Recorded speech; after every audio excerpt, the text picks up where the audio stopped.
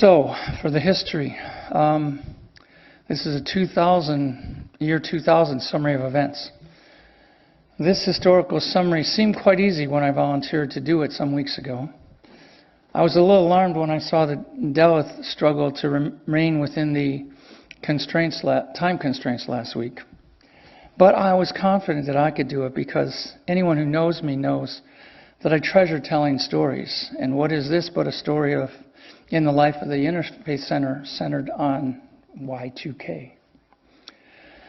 Then Delith handed me an envelope and the 5-page summary of events that she recorded for 1999. The envelope contained each of 12 newsletters that were completed in 2000. Look like these.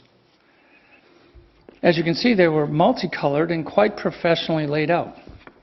Each had 8 pages, with the center, page 5, being a calendar of the events for that month.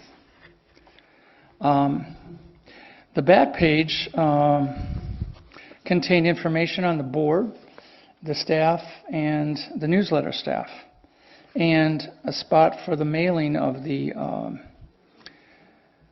newsletter, because back in those days you could have the newsletter mailed to your home.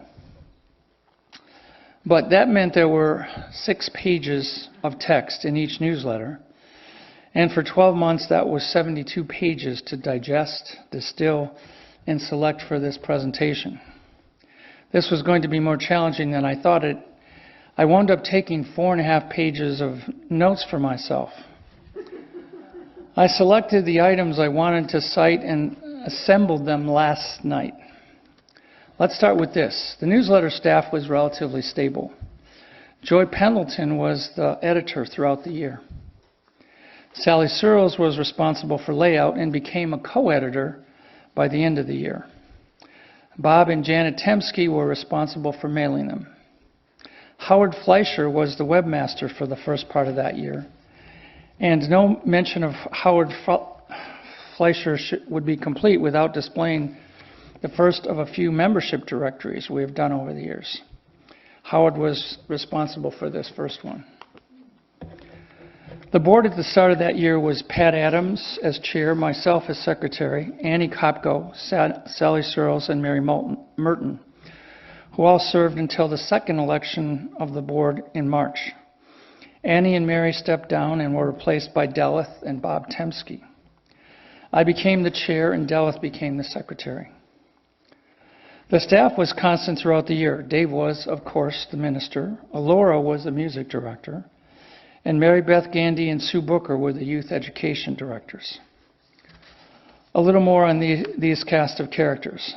As the editor of the newsletter, Joy's address was cited as the address of the newsletter, and we were still renting the space at Allen School Auditorium for our weekly 10:45 services throughout the year. So it made sense that submissions for the newsletters would go to Joy. Toward the end of the year, she began a series of interviews with center personnel as to their involvement in the center. The first interviewee was Dave in November, and followed by Delith in December. The board was active and publicized some of its agendas and some of its notes in the newsletter. There was a focus on getting the board back on track as a visionary board, clearly making efforts to develop personal visions for the center and sharing them in the meetings. There was the clarity that the board was to create a vision, not to manage the center, but rather evaluate Dave at the end of the year for his job performance. He would be responsible for the evaluation of the rest of the staff. The staff was consistent. Reflections from the youth education staff frequently appeared in the newsletter, and Dave was consistent in highlighting his spiritual reflections and upcoming events in his column known as Ministerial Miscellany. I think that the title was his own creation. Among the many things he discussed was the emergence of the building committee, which was shepherded back then by Paul Mooney. There was, in fact, a November benefit concert featuring the Interfaith Center drummers, Dancers for Life, Alora, Scott McWinney, and Craig Braun, among other notable artists from the community. Katie Geddes and Mike Fidel, Helen Slamovitz, and Jeannie Mackey were among them. This was held at Greenwood Cafe in November as a fundraiser for the Interfaith Building Fund. To touch on the building for a moment, there was an offer on a building we made on Platt Road. The center lost out on the building to another community religious group. There was an option on land for a property on Whitmore Lake Road that failed to materialize into commitment. Ongoing discussions with the Deep Spring Center gave hope for a joint project. Moreover, we were committed to find or build our own building and solicited donations for the building fund regularly. We grew to appreciate the gathering each week at Allen School, but look forward to the day when we would not have to set up and take down and store our literature, podium, and assorted supplies in a closet every Sunday. There were so many treasured memories contained in these newsletters. There were 6 committees set forth in the newsletter as opportunities for spiritual well-being. The Interfaith Panel was designated to integrate the various spiritual paths alive in the center. The development team was to watch over the finances and budgeting of the center.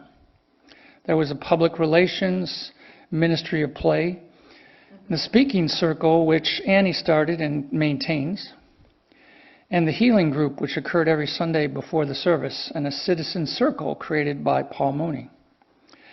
Every newsletter contained a bio of one or more of the musicians who did the special music each month. Many names I recognized and many I'd forgotten.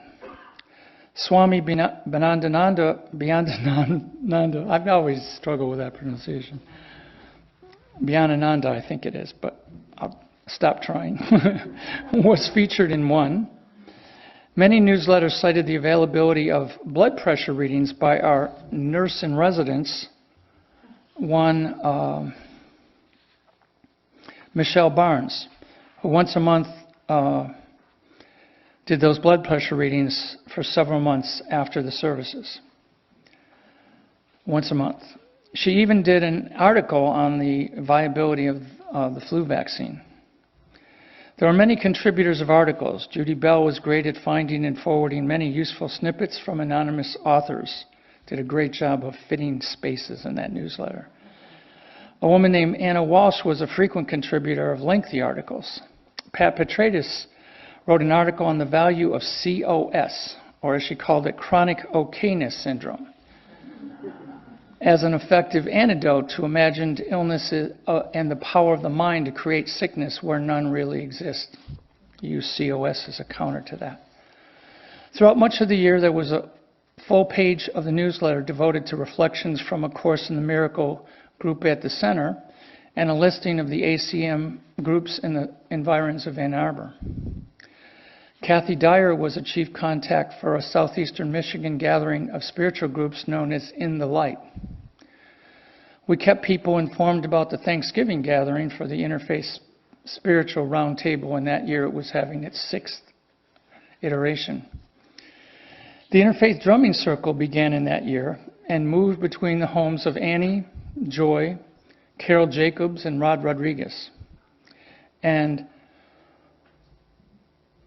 without a center where we could congregate, there were many affairs in people's homes and special locations as well. Joy kicked off a series that became known as the Spiritual Night at the Movies that happened in multiple locations in various homes. The year started off with the 2nd birthday bash at the Calvary Methodist Church. There were Songs of Starlight performed by Norma Gentile and a dessert concert featuring Scott Kalkestein. There was a Cinco de Mayo potluck complete with a piñata at a Sunday potluck. An effort was made to gather people from the center for the top of the park. Michelle Harper wrote about the ancient holiday of Samhain in the October newsletter, while Lucy Nissen hosted a Halloween party on Saturday night, October 28th. We had a Thanksgiving potluck after the service on November 5th, in keeping with the first Sunday potluck tradition. Meanwhile, that newsletter contained the Lord's Prayer with Indian paraphrases inserted for the English as we typically knew it. Sally Searles and her husband hosted a holiday brunch on December 3rd.